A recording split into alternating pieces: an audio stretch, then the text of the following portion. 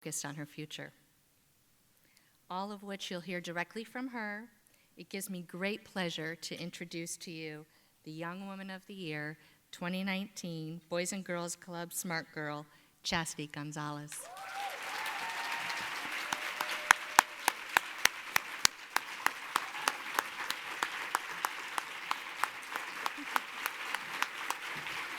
Congratulations.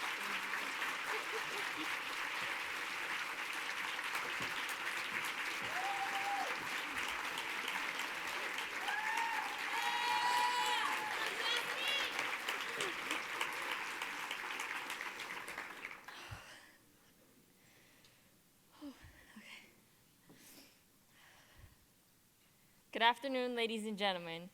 My name is Chastity Gonzalez, and I'm honored to stand before you today as the Boys and Girls Club of Hartford's 2019 Smart Girl of the Year.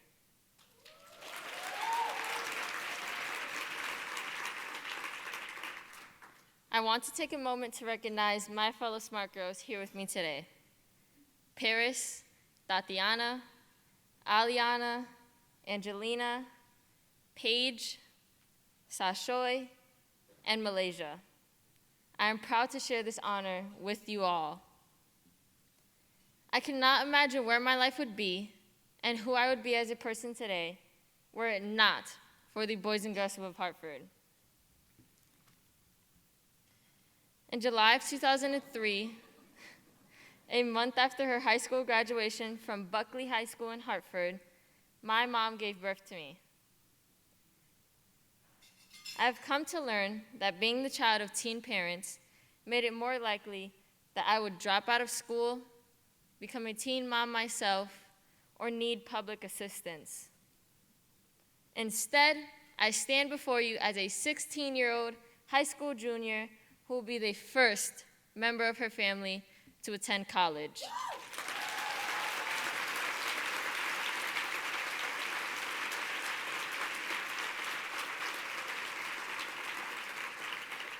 And that's directly because of the mentors and opportunities provided to me and my parents through the Boys and Girls Club. I'm unique in that both my parents have worked for the clubs. So it's been a part of my life literally as long as I can remember. After high school, my dad started working at the club in the Dutch Point public housing projects where he had grown up. Dutch Point was known for high crime rates and drugs, but my dad wanted to do something positive for kids who had grown up like him. He saw one brother in and out of jail, and the other lose his life to gang violence. My mom would bring me to the club when she volunteered, and it's actually where I took my first steps. Mr. Sam Gray, who's now the club's president and CEO, and Miss Jackie Bethia, who oversaw several clubs in Hartford, were mentors to my mom and dad who were struggling financially and adjusting to life as young parents. To this day, Jackie remains a second mom to my dad.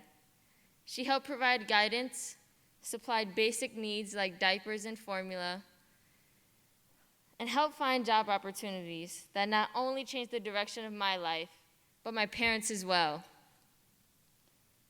Over my lifetime, they have been promoted numerous times. So I've been a member at nearly all of our clubs and have participated in just about every program. With no money for daycare, I can smile about it now, but my first memories at the club were not always positive. With no money for daycare, my parents brought me with them to the club when I was in pre-K. While I liked being around the older kids, I was a bit possessive of my parents and jealous when other kids called them mom or dad.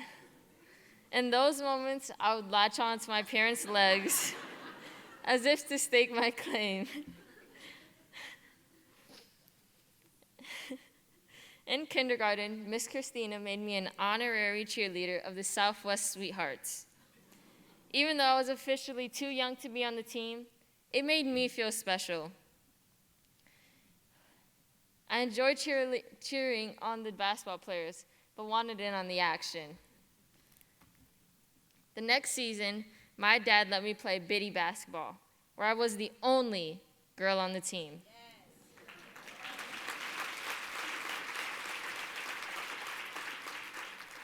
That taught me early on that girls can do anything.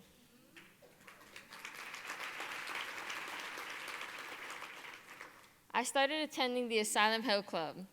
While I missed my friends at Southwest, my new club was newer, bigger, had an outside playground, and the added treat of the sewing program.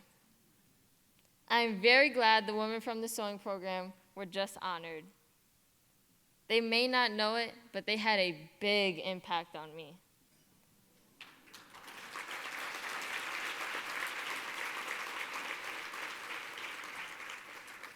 One of the most memorable and important projects we did was making hats and gloves to be distributed to people in need in our neighborhoods. These volunteers taught me a lot. They taught me the importance of giving back to help our community. I had not thought much about volunteering or community service when I started the sewing program, but it became a bigger part of my time from the club, and then on, inspired me to join our club's leadership programs. As I approached my preteen years, I began assisting the staff around the club, whether it was in the Early Learning Center, at the front desk, setting up game tournaments, or in the dinner program. They always pushed me to do my best. Many of them grew up in Hartford and can understand the challenges of being a teen girl. These years are tough enough with all the changes to your body, peer pressure, and dealing with boys. It's easy to lose a sense of who you are and to doubt yourself as a girl. That's why Smartgirls is so important to me. During our sessions, some girls were dealing with the impact of a parent who left them, some with a negative body image, and many with a low sense of self-worth. It taught me to listen and understand other people's journeys. I learned empathy, which served me well down the road. Through Smartgirls, I found one of my club role models, Keishla Rolone. I met her during my time at our Trinity College Club. Keishla was 6 years older than me and was incredibly close with my mom. Considering her a second mother, over time, she took a special interest in me, always checking in to see if I was okay, and even calls me her little sister. I wanted to be just like her.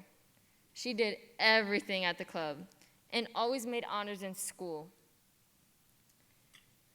In 2013, we attended our first Dashway luncheon together, and both made the goal of becoming the next Smartgirl of the Year.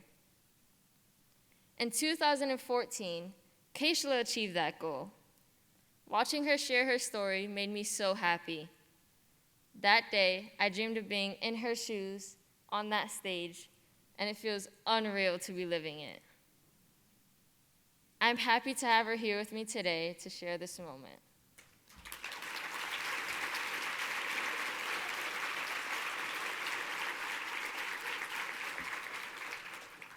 It was not until my freshman year of high school that I would appreciate the real value of Smartgirls. The summer before, my family had purchased our first home just outside of Hartford. Suddenly, I was leaving my friends and going to a school where I knew no one. And harder still, I felt incredibly self-conscious that very few people looked like me. My dad is Puerto Rican, my mom is Filipino and Irish, making me the definition of other. Having come from the clubs and a Hartford magnet school, I was used to incredible diversity. Even though I was now less than a mile outside of Hartford, it felt like a whole new, strange world.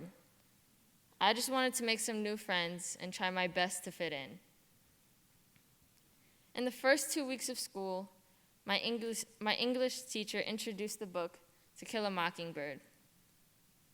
My teacher was explaining to the class that the book included offensive language that should not be used today. What she said next made me slump into my chair. She gave the example, you wouldn't use the N-word outside of Weaver High School because you'd get jumped. My entire class agreed and started talking negatively about kids in Hartford, not realizing I just moved from there. I felt a sudden flood of emotions. I was hurt, I was angry, I felt alone. The conversation went on until the end of the period, but for me, it felt like hours. The pain of that moment stayed with me for a few days, but Smart Girls taught me to speak up and share my feelings. At first, I was worried that this would only make things worse for me. But with help from my parents, I spoke with my teacher.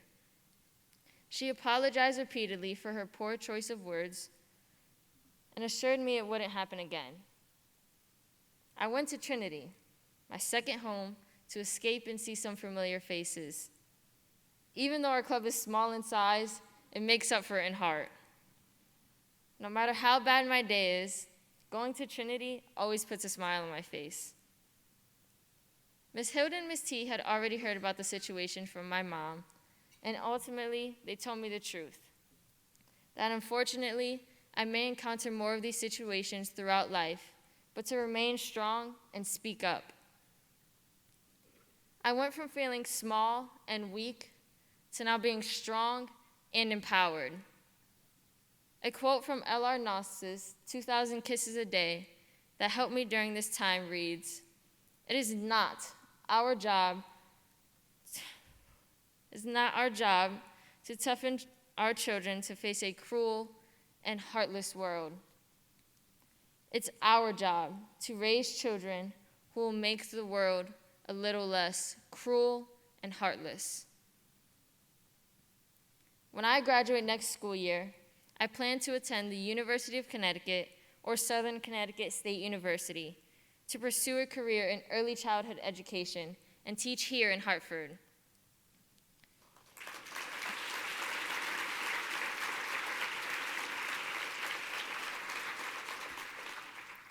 I want to help enable our next generation of leaders to know that their zip code does not determine their destination.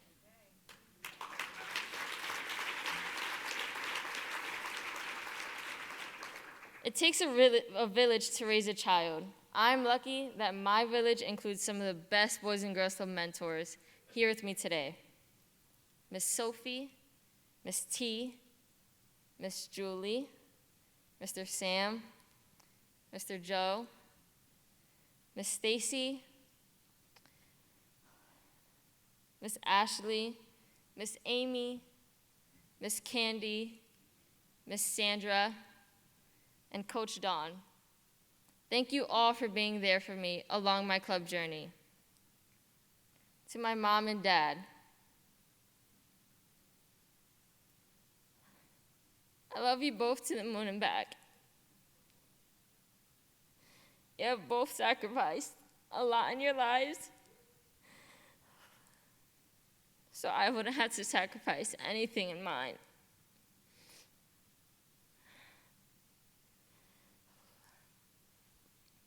You have been there day after day to make sure my life turned out this way. I know with all of your love and support, I can achieve anything I set my mind to. I can never repay all of you back for everything you have instilled in me, but I can most certainly pay it forward. The clubs has made me who I am today and provided the skills and opportunities to be who I want to become tomorrow. For now, I am honored to stand in the shoes of my mentor and role model as your 2019 Boys and Girls Club of Hartford Smart Girl of the Year. Thank you.